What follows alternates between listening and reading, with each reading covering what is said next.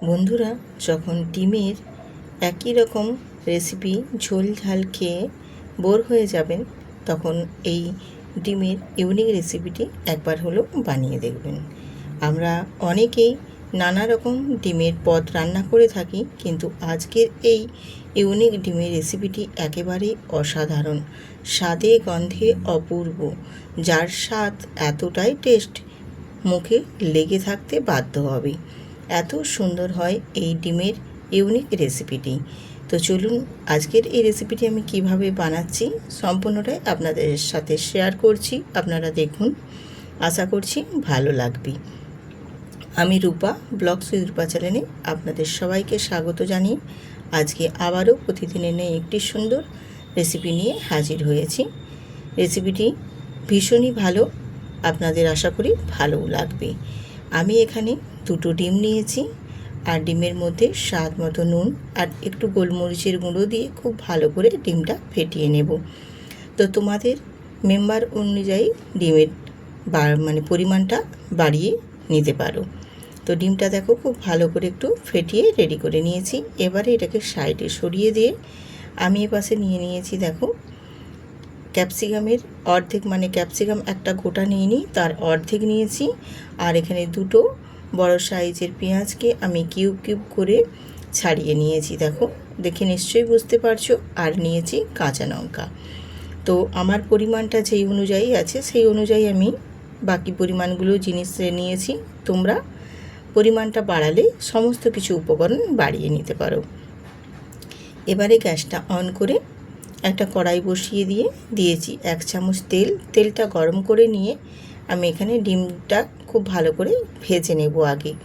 তো ডিমটাকে আমি যেভাবে ভাজছি এই রকমভাবে ভেজে নেবে, তাহলে ডিমের পরিমাণটা কম থাকলেও কিন্তু মনে হবে না, মনে হবে অনেকটা পরিমাণেই ডিম আছে।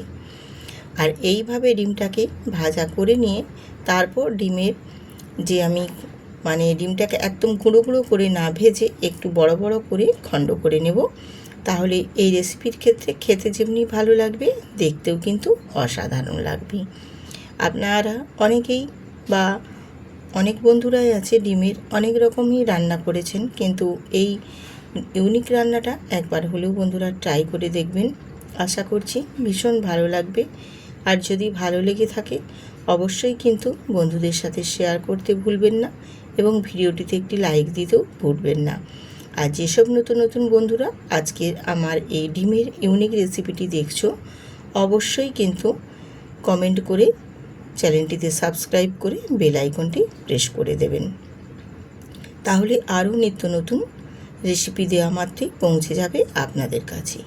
আমি চেষ্টা করব আপনাদের কাছে আরও নিত্য নতুন রেসিপি দেওয়ার, যাতে তোমাদেরও ভালো লাগে বা তোমাদের কমেন্ট পড়ে আমি আরও নিত্য নতুন রেসিপি বানানোর জন্য মনের মধ্যে অনেক সাহস পাব।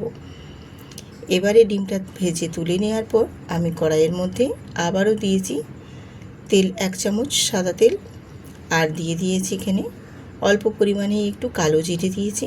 কালো জিরেটা ভাজা ভাজা করে নিয়ে তারপর এখানে দিয়েছি পেঁয়াজের কুচো। আমি এখানে একটু বড় সাইজের পেঁয়াজ দিয়েছি। পেঁয়াজটা একটু বেশি দিলে ভালো লাগে এই রেসিপির ক্ষেত্রে। পেঁয়াজটা দিয়ে পেঁয়াজটাকে কিন্তু একটু ব্রাউন কালার করে ভেজে নেব। আর পেঁয়াজটা ভাজা হতে হতে আমি এখানে বাকি মশলাগুলো অ্যাড করে দিচ্ছি। গুঁড়ো মশলা হিসেবে দিয়েছি এখানে আমি কাশ্মীরি লঙ্কার গুঁড়ো, হলুদের গুঁড়ো আর ধনে গুঁড়ো দিয়ে পেঁয়াজের সাথে গুঁড়ো মশলাটা বেশ ভালো করে একটু নাড়াচাড়া করে ভেজে নিয়েছি। এরপর এখানে দিয়ে দেব 1/2 চামচ রসুন বাটা। রসুন বাটাটাও আমি পেঁয়াজের সাথে বেশ ভালো করে একটু নাড়াচাড়া দিয়ে ভেজে নেব। তাহলে পেঁয়াজের সাথে ভেজে নিলে রসুনের কাঁচা গন্ধটা একদম বেশ সুন্দরভাবে কিন্তু চলে যাবে। রসুনটা ভেজে নেওয়ার পর এখানে অ্যাড করে দেব 1 চামচ আদা বাটা। আদা বাটা দিয়ে অল্প একটু জল দিয়ে বেশ ভালো করে কিন্তু মশলাটাকে কষিয়ে নিতে হবে। তাহলে রসুন আর আদার কাঁচা গন্ধটা একেবারেই চলে যাবে, আর মশলাটাও বেশ সুন্দর করে কিন্তু কষানো হবে।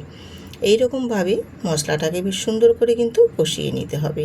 আর মশলাটা কষাতে কষাতে এখানে আমি দিয়ে দেব একটা মিডিয়াম সাইজের আলু আমি সেদ্ধ করে নিয়েছিলাম, লম্বা লম্বা টুকরো করে কেটে সেই আলুটাই এখানে আমি অ্যাড করে দিলাম।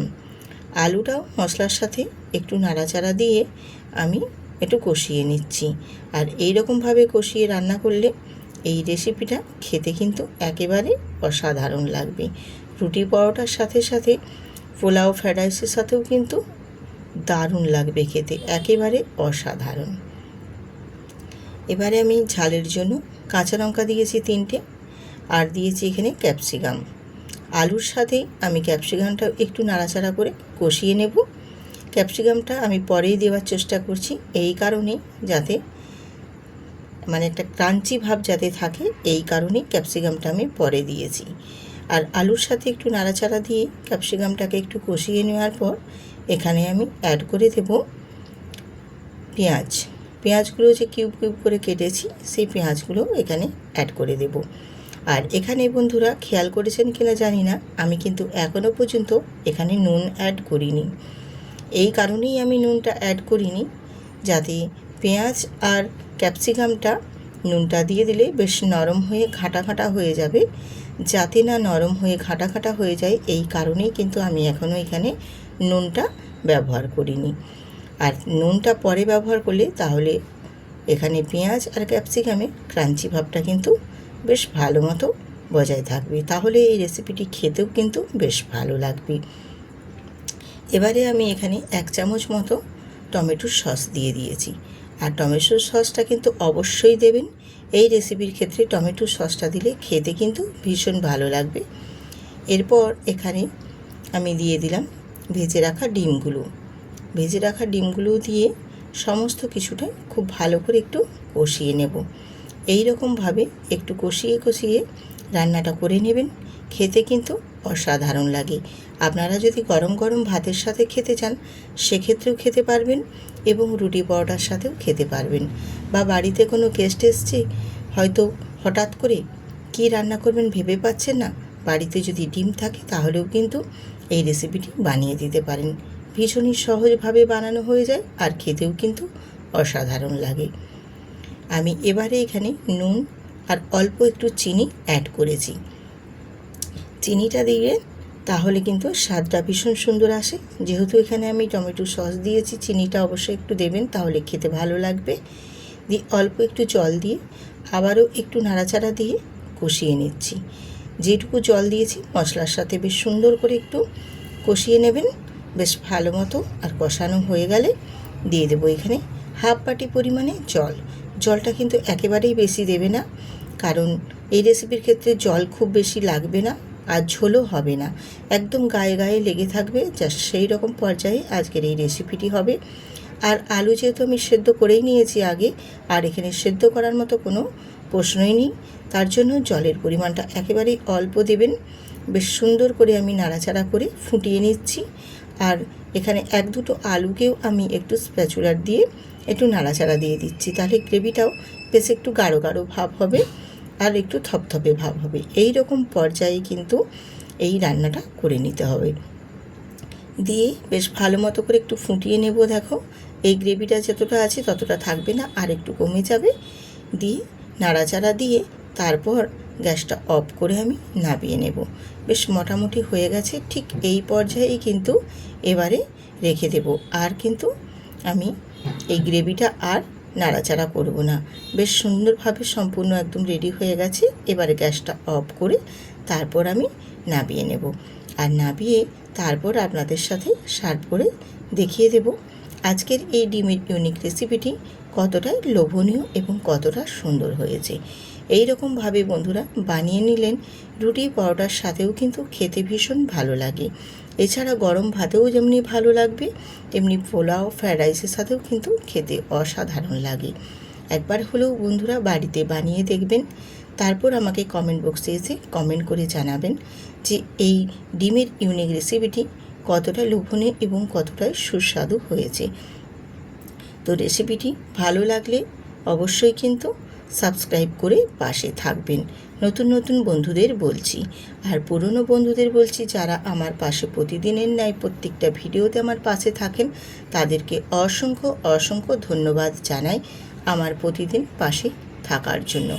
আপনাদের একটি কমেন্ট করে আর আপনাদের একটি লাইকে কিন্তু আমি মনের মধ্যে অনেক উৎসাহ জোগাই, যাতে আরও নিত্য নতুন রেসিপি আপনাদের মাঝে শেয়ার করতে পারি।